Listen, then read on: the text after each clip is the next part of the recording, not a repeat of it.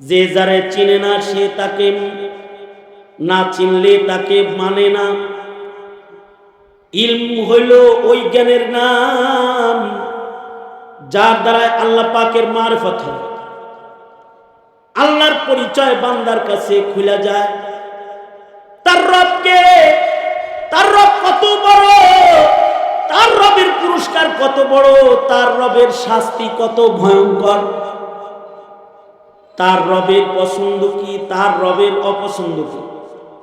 এই যে রব সম্পর্কে যত মারফত জানার বিষয় আছে, এই সব কিছু যেই জ্ঞানের দ্বারা অর্জন হয় সেটা হলো ইলমে দ্বীন। সঙ্গত কারণে কোনো মুমিন যদি ইলমে দ্বীন থেকে বঞ্চিত হয়ে যায়, সে আল্লাহ পাকের মারফত থেকে বঞ্চিত হয়ে যায়। যে ইলম বঞ্চিত সে মারফত বঞ্চিত। যত সামান্য ইলমে যদি কারোর ভিতরে আসে, তাইলে আমাদের নবীর ইলমের একটা আলাদা মুজিজা হলো, আমাদের নবীজিকে আল্লাহ তাআলা জাওয়ামিউল কালিম বানিয়েছিলেন। কুরআন জাওয়ামিউল কালিম, হাদিস জাওয়ামিউল কালিম। এগুলোর ভেতরে অল্পের ভেতরে অনেক কিছু আছে। আল্লাহর কথা কেমন জানে মানে, আল্লাহ বলেন লাউ কানাল বাহরু মিদাদান লিকালিমাতি রাব্বি লানাফিদাল বাহরু ক্বাবলা আন তানফাদা কালিমাতু রাব্বি ওয়ালাউ জি'না বিমিসলিহি মাদাদা। আল্লাহ পাকের একটা কালিমা, এটা কতটা জামে, কতটা ব্যাপক, ব্যাখ্যাবহুল, যে আল্লাহর একটা কালিমার বিশ্লেষণ যদি মুফাসসিররা সুন্দর করে বলেছেন, সারা পৃথিবীর সব গাছপালা যদি কলম হয়, আর জমিন ও আসমান যদি কাগজ হয়, মাখলুকাত মিলে যদি আল্লাহ পাকের একটা কালিমার বিশ্লেষণ লেখা শুরু করে, এক সময় 7 সাগরের কালি জলরাশি শেষ হবে, কলম ভেঙ্গে চূর্ণ হবে, জিন ইনসানের হায়াত শেষ হবে, কাগজ কলম শেষ হবে, কিন্তু আল্লাহ পাকের কালিমার বিশ্লেষণ শেষ হবে না। ১৫০০ বছর আগে থেকে তাফসীরুল কুরআন লেখা শুরু হয়েছে। আমার এক ছাত্রীকে দেখলাম একটা তাফসীর লিখতেছে নতুন করে, আমার ছাত্র সেও তাফসীর লিখতেছে, একটা আমার কাছে পড়ছে, এক খণ্ড আমার কাছে এনে দিছে, হুজুর দোয়া করে দেন। তার মানে আব্দুল্লাহ ইবনে আব্বাস থেকে তাফসীর শুরু হয়েছে কোরআনে কারীমের, এখনো পর্যন্ত আব্দুল্লাহ ইবনে আব্বাসের সন্তানরা বিশ্লেষণ করেই যাচ্ছে, করেই যাচ্ছে, করেই যাবে, কিয়ামত পর্যন্ত লিখবে, শেষ হবে না। সেম নবীর হাদিসও এরকম জাওয়ামিউল কালিম। আল্লাহর রাসূলের একটা হাদিস যদি কেউ মুখস্থ করে, তাইলেও সে 1 সাগরের ইলম মুখস্থ করল। কারণ নবীর একটা কথা, ওটা 1 সাগরের ইলম। নবীর একটা কথাও যদি কারোর ভেতরে থাকে, তাহলে নাস্তিকরা তাকে ধোঁকা দিতে পারবে না। এ কারণে মাদ্রাসায় আসলে আমাদের বাচ্চাদেরকে আমরা হাদিস মুখস্থ করাই। এই বলো 1 নম্বর হাদিস শরীফ কি, 2 নম্বর হাদিস শরীফ কি, 10 নম্বর 15 নম্বর মুখস্থ করে 40 পর্যন্ত, কমাস কম 40টা ছোট ছোট কথা মুখস্থ করো, এটা ইলম। এই ইলমের এত দাম। এই ইলম যদি কারোর কলবের ভেতরে না থাকে, কোরআনের একটা আয়াত যদি কারোর কলবের ভেতরে জায়গা নাই পায়, তার কলবটাকে আল্লাহর রাসূল বলে কালবাইতুল খারিজ।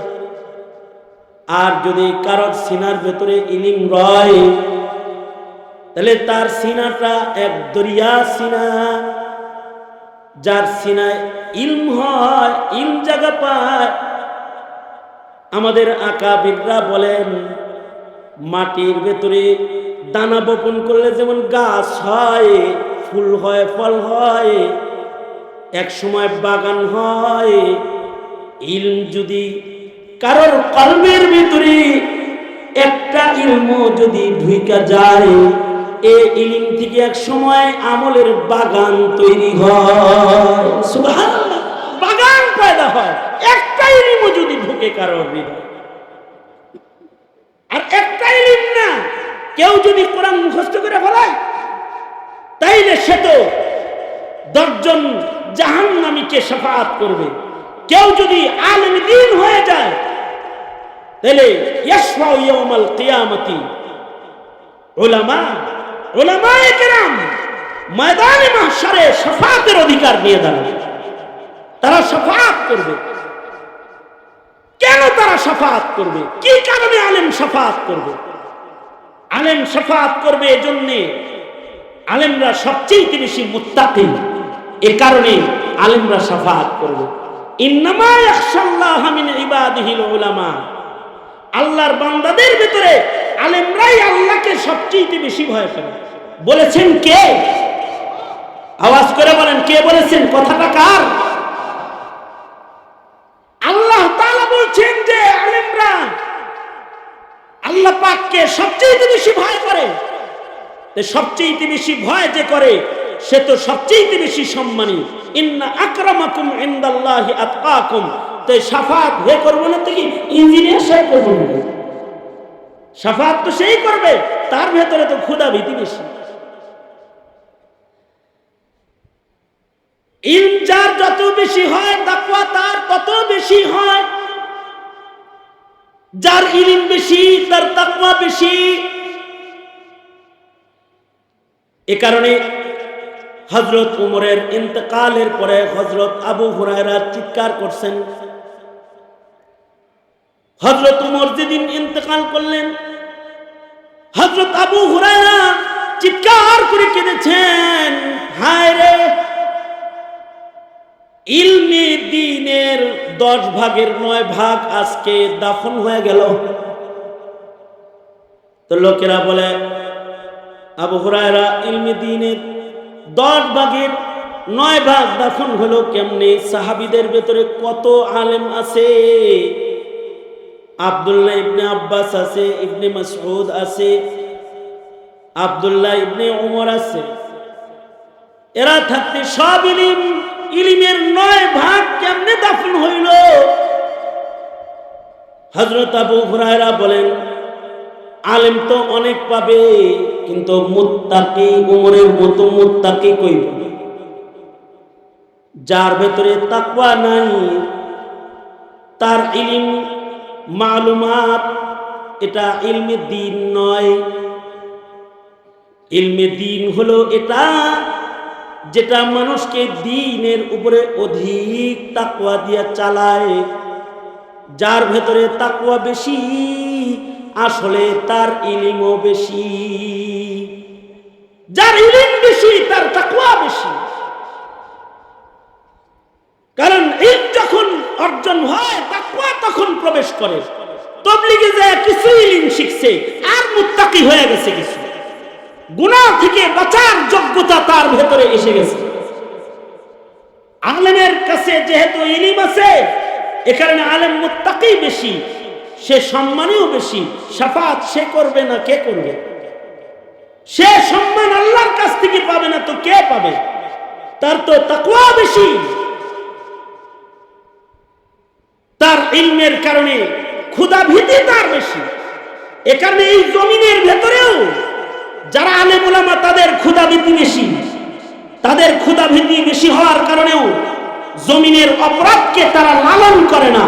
অপরাধ যখন মাথা চারা দেয়, আলেম তখন গর্জন দিয়ে দাঁড়ায় যায়, সাবধান, অপরাধ করবে না। অন্যায়ের বিরুদ্ধে তারা সোচ্চার হয়ে যায়। কিসের কারণে? তাদের খৌফ খাশিয়াত বেশি, এ কারণেই। আর মালুমাত যদি হয় ভালো, জানে যদি ভালো, তো সতর্ক তো সে করবেই ভালো। যদি না জানে কেউ, তাই সতর্ক করবে কিভাবে? ইলমি দ্বীনের দ্বারাই তো আল্লাহর পছন্দ অপছন্দ জানা যায়। আলেমরা যেহেতু আল্লাহর পছন্দ অপছন্দ ইলমের মাধ্যমে জানে, সঙ্গত কারণে আলেমরা সতর্ককারী হয়। আলেমরা মানুষকে তামবিহ করনে ওয়ালা হয়। এ কারণেই আলেম বড় হয় তো সে প্রতিবাদীও বড় হয়। যে যত বড় আলেম তার প্রতিবাদ তত বড়, সে প্রতিবাদী।